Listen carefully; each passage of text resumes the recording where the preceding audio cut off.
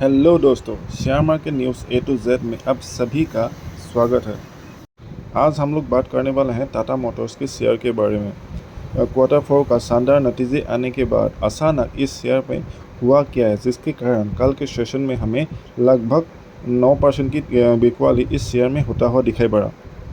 बहुत सारे इन्वेस्टर ये सोच भी रहे होंगे कि टाटा मोटर्स को अब यहाँ से बेच देना चाहिए, क्योंकि किसी भी बड़ी कंपनी एक दिन में 9% गिरना बहुत बड़ी बात हो जाती है। हालांकि आज के दिन में टाटा मोटर्स ने कुछ हद तक रिकवरी करने की कोशिश किया है। तो आइए पहले सुन लेते हैं टाटा मोटर्स का क्वार्टर 4 का डिटेल्स रिजल्ट, और उसके बाद हम लोग आगे डिस्कस करने वाले हैं कि इस टाइम पर हमें क्या करना चाहिए और क्या नहीं करना चाहिए, और किस न्यूज़ के बेसिस पर ये सब हुआ है उस न्यूज़ के ऊपर भी हम लोग इस वीडियो में बात करने वाले हैं। तो वीडियो अंत तक देखते रहें।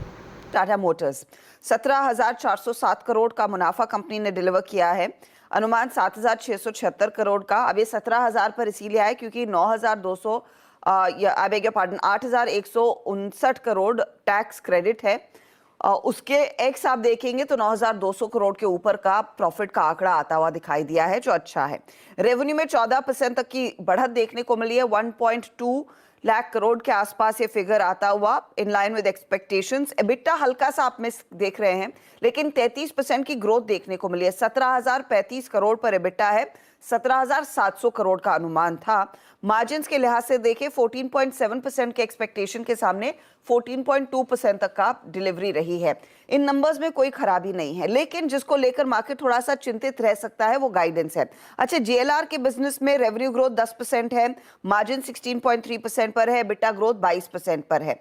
लेकिन कंपनी ने जो गाइडेंस दिया है वो बेसिकली कह रहे हैं कि जेएलआर का एबिटा मार्जिन FY25 के साल में थोड़ा सा फ्लैट रह सकता है ईयर ऑन ईयर, और वो थोड़ी सी चिंताजनक स्थिति है। यही नहीं, Q1 में भी कुछ वीकनेस देखने को मिल सकती है।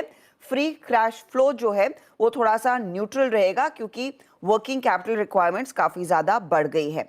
कॉशियसली ऑप्टिमिस्टिक हैं वो सीवी डिमांड को लेकर। बेहतरी सेकेंड हाफ ऑफ FY25 में आती हुई दिखाई देगी, और इंडिया सीवी बिजनेस का भी इन्होंने जो गाइडेंस दिया है मार्जिन्स का वो एकदम फ्लैट है। तो ये मार्जिन का गाइडेंस दरअसल स्टॉक पर एक ओवरहैंग बना सकता है। वो एक इंपॉर्टेंट चीज होगी जिस पर आपने गौर करना है। तो आप बात करते हैं उस 2-3 न्यूज़ के बारे में जिसके कारण टाटा मोटर्स ने शायद ऐसा रिएक्ट किया होगा। तो आइए न्यूज़ की तरफ चलते हैं। एक जाने माने ब्रोकर नमूरा ने टाटा मोटर्स के शेयर को फिलहाल के लिए न्यूट्रल कहा है, लेकिन पहले उसने बाय का रिकमेंडेशन दिया था।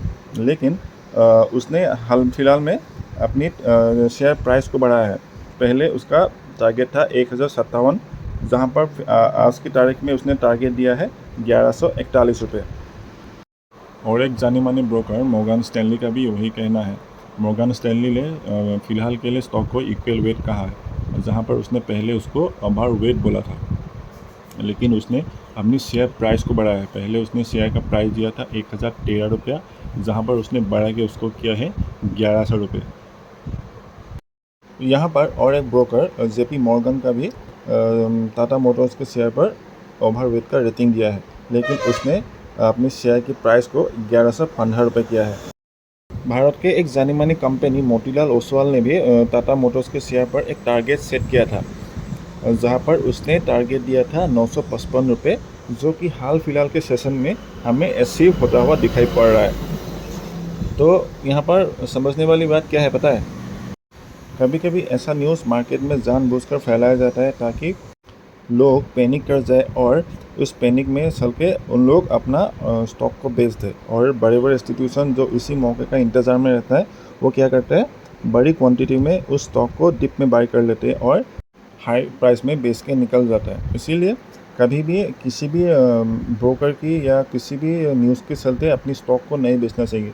तब तक के लिए कंपनी का शेयर होल्ड करना चाहिए जब तक कंपनी का अंदर से कोई बड़ा न्यूज़ नहीं आ जाता है ना, तब तक होल्ड करना चाहिए।